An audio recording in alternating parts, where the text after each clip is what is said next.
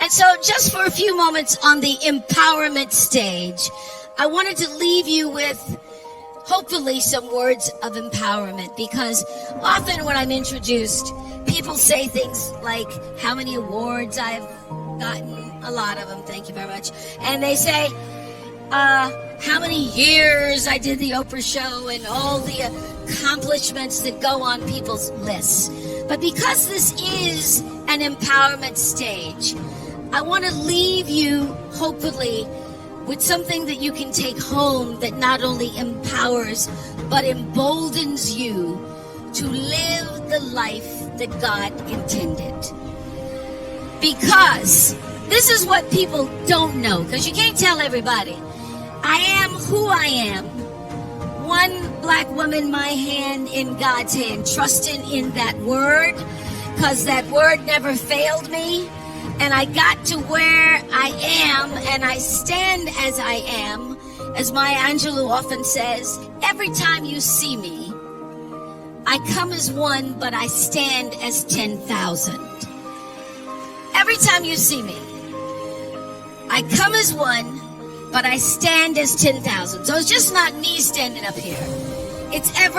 It's my mother, my grandmother, her mother, the mother before her, her grandfather, every uncle who prayed, every sister who cried, every aunt who sacrificed, those whose names made the history books, those whose names never could make the history books, who allowed me to come as one and stand as 10,000.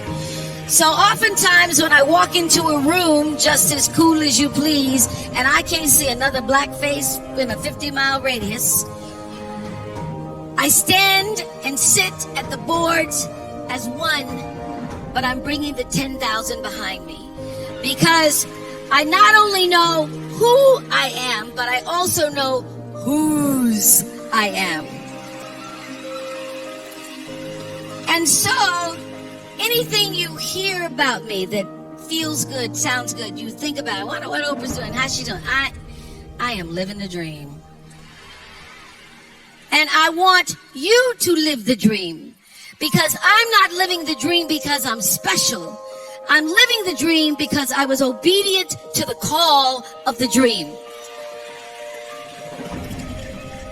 So I want you to leave here today thinking about what is the dream for you? What is God's dream for you? What does the Creator's dream hold for you? So often we spend our lives wishing and hoping and hoping and wishing and desiring things. This is what I know for sure. You don't get what you wish for. You don't even get what you hope for. You get what you believe. So what is it you believe and know to be God's dream for you? So I live in the dream. I'm living in the space of the dream. And dream's good. Dream's good.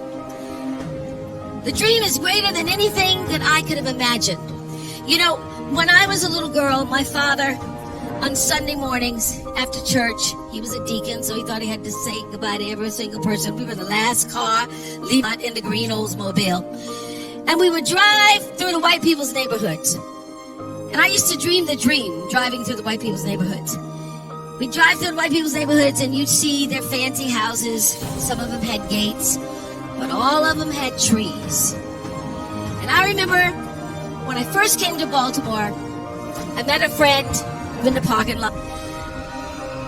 When I first came to Baltimore, I made friends with a wonderful woman named Arlene Weiner. She was the wealthiest person I'd ever met. And I went to her house and parked in the driveway. There was a Corvette and there was a BMW and there was a Mercedes. I went, whoa, Arlene's rich. And at Arlene's house, once I got inside, I could see from her kitchen window 6 trees in the front yard. I thought, oh, rich people have trees. When I get rich, I'm going to get me some trees. I'm not just going to get me, everybody want to get cars and pocketbooks and shoes, but I want me some trees. So, as life would have it, I was standing in my kitchen window about 3 years ago in California, making coffee in the morning, and I was looking out the window, and I saw the 6 trees. But listen to me. I was making the coffee. I saw the 6 trees. I went out on the porch to actually count the 6 trees. And this is what I noticed. That I could dream the 6.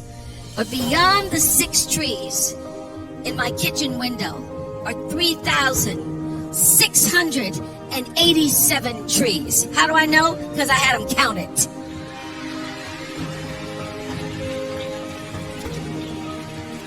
I had them counted. So I said, I want to know how many trees out there. I dreamed the 6. That's as much as my small mind and my imagination could hold for myself. I dreamed the 6, but God can see beyond the 6. Can see beyond the 6 because there was a bigger dream for me. And I'm here to tell you there is a bigger dream for you, Essence. There's a bigger dream. And so the key, the secret, the magic is to surrender to God's dream for you. To quit fighting against and pushing against and disallowing against and resisting against and trying to tell the Creator, the universal forces, divine intelligence what you are supposed to do. And get still and know for sure what His dream, the dream, is for you.